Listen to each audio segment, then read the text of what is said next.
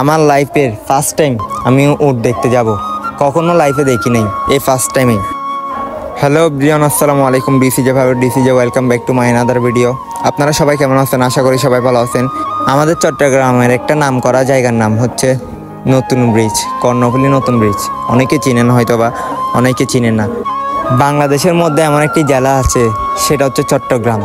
যে চট্টগ্রাম ছাড়া কখনোই বাংলাদেশ চলতে পারবে না। বাংলাদেশে এ টু জেড যতগুলো খাবার আছে সবগুলো খাবার, পণ্য জিনিস সব কিছু যাওয়া আসা হয়।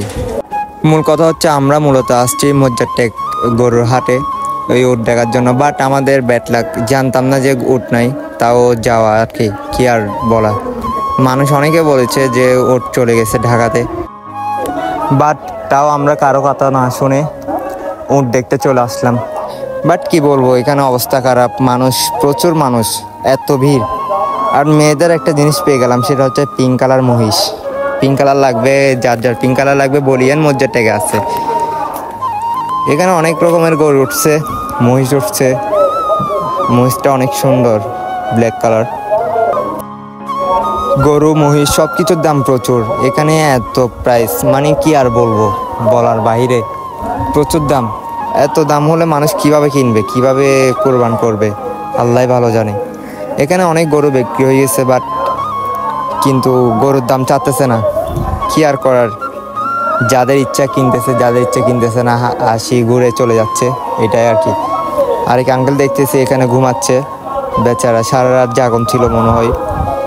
গরুটার অনেক মায়া লাগছে, সুন্দর অনেক, প্রাইসও অনেক, প্রায় 5 লাখ কত বলছে।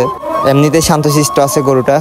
এই হালার পুত্র তেরা মাদার চোদ, কি আর বলবো। এতে তো আমারে ধরতে দিচ্ছে না, টাচে করতে দিচ্ছে না, ডাইরেক্ট অ্যাকশন নিচ্ছে আমার উপর। ইতে তো আমাকে মারার জন্য উঠে গেছিল প্রায়, আল্লাহ বাঁচাইছে আমারে বাজি।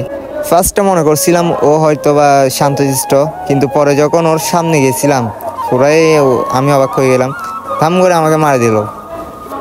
কতগুলো মহিষ দেখলাম, কিন্তু এগুলো আলাদা ভিন্ন করার কারণে এগুলোর অনেক বয়স হয়েছে, তাও ওরা ছাড়তেছে না। ওর নাকে রক্ত বেড়ে গেছে অলরেডি, এই নাকে কাটছিল মনে হয়, রশি ঢুকেছিল।